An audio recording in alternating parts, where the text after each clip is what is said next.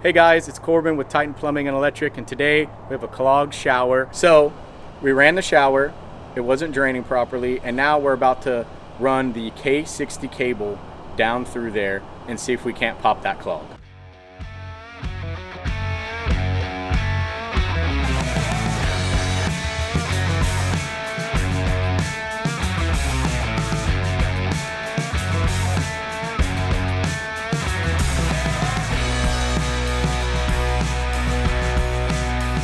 All right, so we ran about 10 feet of K60 cable down the line.